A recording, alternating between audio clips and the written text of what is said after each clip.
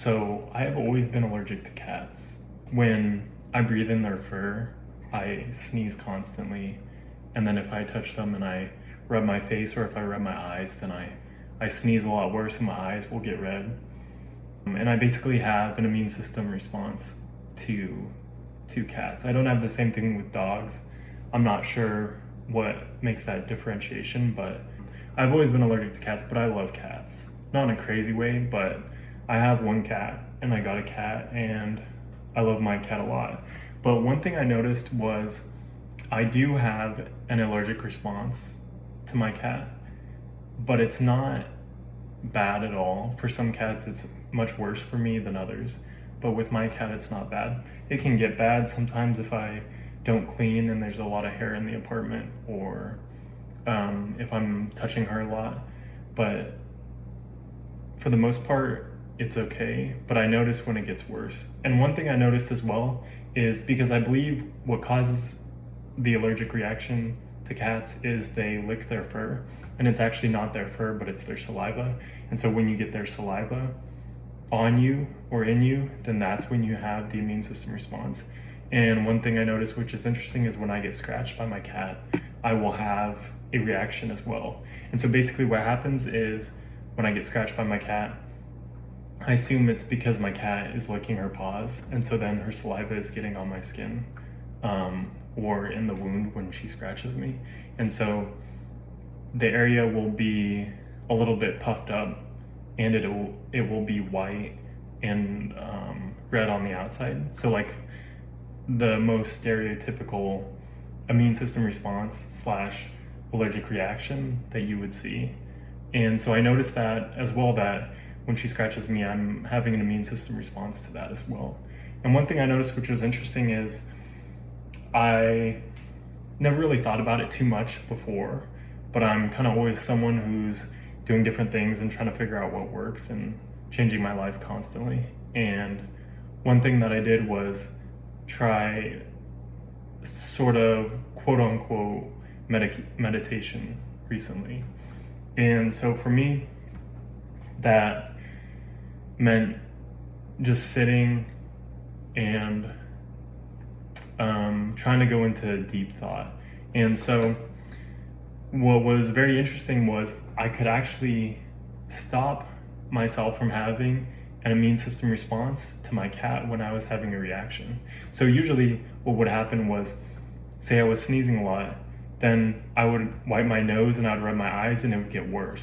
And so I would start sneezing more, and then for some reason my eyes would puff up as well. And so when I had an immune system reaction, it would kind of snowball into a worse immune system reaction. But one thing I noticed was that I can meditate and stop that reaction from happening, which was a crazy idea. And I could do it extremely quickly too. I noticed what my protocol was I would just close my eyes and I would focus on, just in my head, try to focus on, if I'm sneezing a lot, I would try to focus on my nose and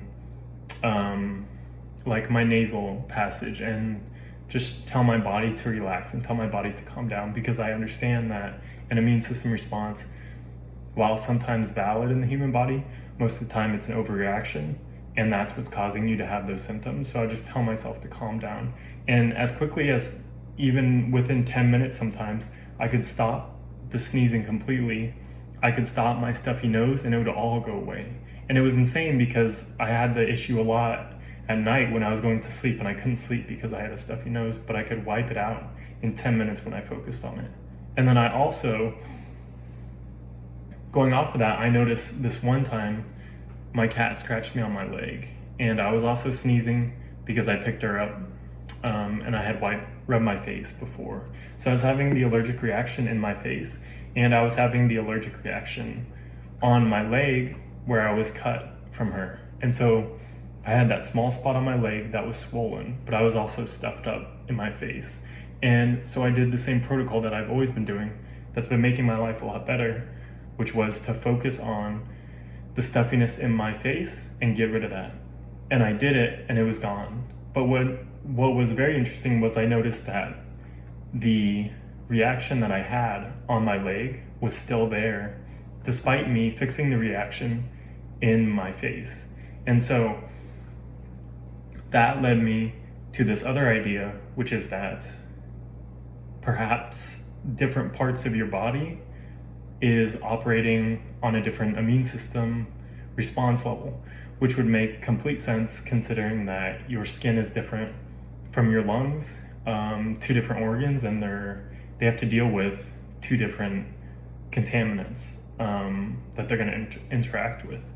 But that was something that was very interesting to think about, and something to consider for the future. But the basic idea was, I figured out that through focusing on the issue that I was having, which was an allergic reaction, I could stop it within my body by sitting down and focusing on it. Okay, so what is this idea of this thing that I'm speaking about? The most mainstream name for it is meditation.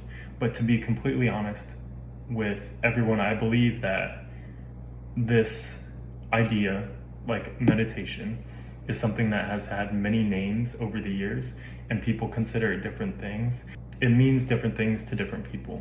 So for example, meditation is one thing. Some people who like basketball might think of flow state, or people who are in school and try to study really hard, they would think of flow state, trying to get into a flow state.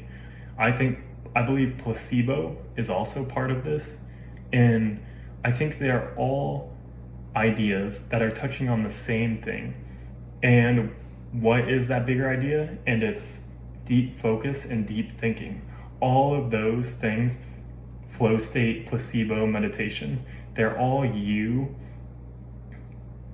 trying to think very deeply in your mind about something and trying to focus very hard about something. And most of it comes down to thought. So you're trying to think about doing something, or about what you're doing, or about what you need to do. And that's all it is. And I think all those things are, they have some aspect of the same thing, which is a very valuable thing, which people believed in very heavily in the past, and then it was lost, and modern medicine rejected it, and then now we're coming over a precipice where medicine has caught up and they're starting to accept it again.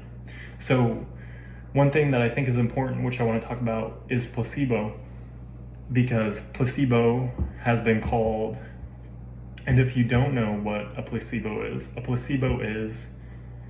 I believe it started from testing drugs. So they would have a placebo group and a non-placebo group, and the placebo group would be given pills with vitamins in it, and the other group would be given the real drugs. And they wanted to see how effective the drug was, because they needed two parties and one party that wasn't given the drug. And what it turned into was, now more than ever, placebo is extremely effective, and it's one of the most effective medications. A couple studies, one from Harvard says that placebo is 50% effective in their study with a migraine drug, which is insane. And I consider placebo kind of meditation, because what it essentially is you using your belief to heal yourself, which is kind of crazy, but I think you honestly don't even need to believe it. I think you just need to focus. And so also in a article by the NIH, they say that they mention that placebo is less expensive than medication. And so one thing you should know about that is that businesses will never profit off of a placebo. They'll never profit off of you healing yourself without taking drugs. So no one's gonna give you this information, and no one's gonna push this information towards you. And if anything, if someone is making money off of a migraine drug, they're never gonna give you a solution that is free to heal yourself. And so this is that solution. There was another article from NIH that says that placebo is less expensive than medication. Obviously it is, because you're not purchasing anything. But it's a very important idea to consider, because no one will ever tell you about this because it's not in their benefit. If you're a company that is making a migraine drug, it's better if you don't understand that you can heal yourself for free. Not only that, it's actually in their benefit to shut down this conversation about what you can use to heal yourself for free instead of purchasing their product, if that makes sense. And I think that is why this is very important, because essentially I believe that you can use this idea of deep focus and deep thinking to solve a large amount of your problems. I'm not saying it's a solution for everything. Drugs are useful in many situations, but this is another tool that is extremely useful that I feel like isn't talked about enough. And I think it has some bad stigmatisms around it as well, because I don't want you to think that if you have to meditate that you have to do it. You don't have to do it in these stereotypical ways. You don't have to sit with your legs crossed and have like a carpet hung on the wall. You just need your own way of doing it, and all it is deep thinking, and everyone does this, and everyone should be able to do this. And it doesn't, and the way you should do it is your own way that works for you. And so my last point is that I think you can heal not only physical but mental issues, and you can solve a lot of your problems with this.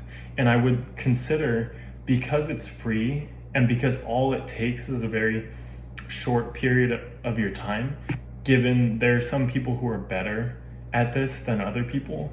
When you look at the monks, some of the monks, they do this for their entire life. They have no possessions, and they're spending their entire life not to heal themselves necessarily, but to find deeper meaning. They're going into their mind and they're trying to reach very deep thoughts.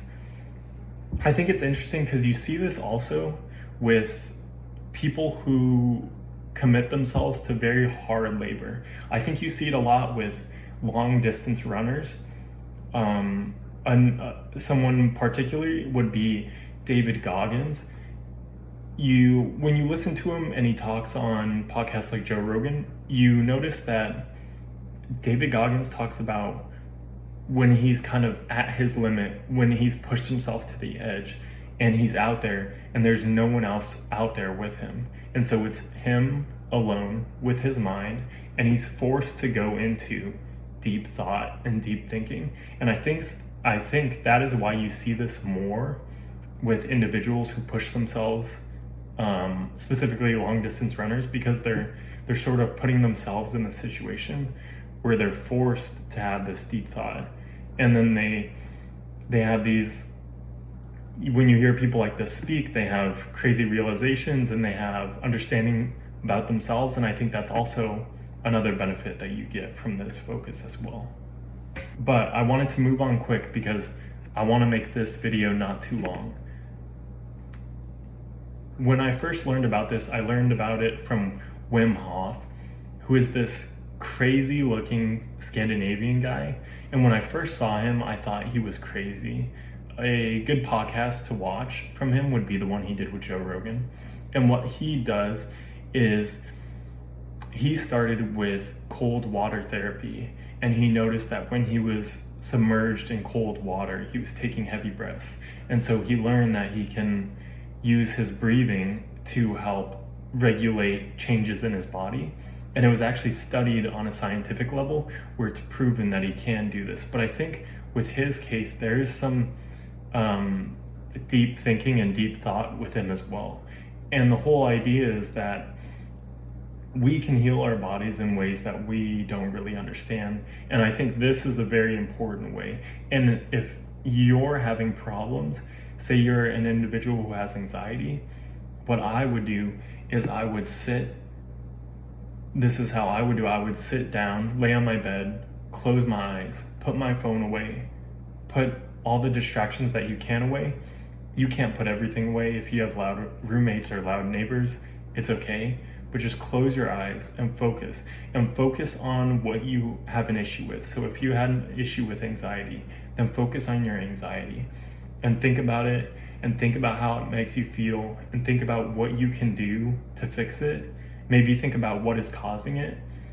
And I think you'd be surprised at how much peace you can get from your own mind. I think a lot of people are